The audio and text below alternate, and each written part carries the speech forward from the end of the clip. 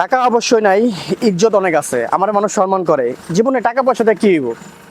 অনেক মানুষ আছে দেখবেন প্রচুর পরিমাণ টাকা কামায় কিন্তু তাদের ইজ্জত নাই। আমি গরিব মানুষ কিন্তু আমার ইজ্জত আছে, আমার একটা সম্মান আছে, মানুষ আমার ভালোবাসে।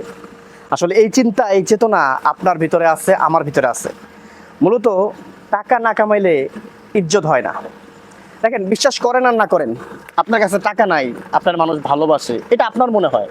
কিন্তু সত্যিকার অর্থে যে মানুষটা প্রচুর পরিমাণ টাকা ইনকাম করতেছে না, একটা চোরের সন্তান, চোরের সন্তান, আজকে সে সমাজ সেবক, সে নিজেও দুর্নীতিবাজ ছিল, চোর ছিল, কিন্তু আজকে তার কাছে অর্থ আছে, সে চুরি করে টাকা কামাইছে।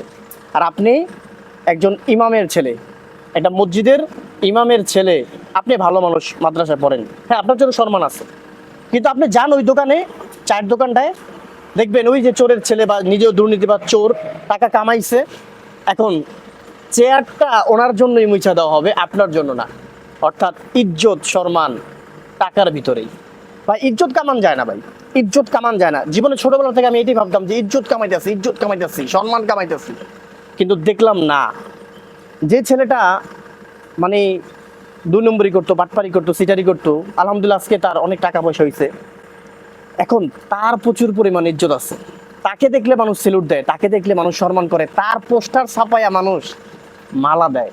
অথচ আমি সাধারণ মানুষ, আমার কাছে মনে হয় যে আমি ইজ্জত কামাইছি, কিন্তু দেখলাম না। ইজ্জত কামান যায় না, টাকা কামান লাগে, টাকা কামান যায়, অর্থ উপার্জন করা লাগে, টাকা কামাইলে ইজ্জত এমতি হয়ে যায়।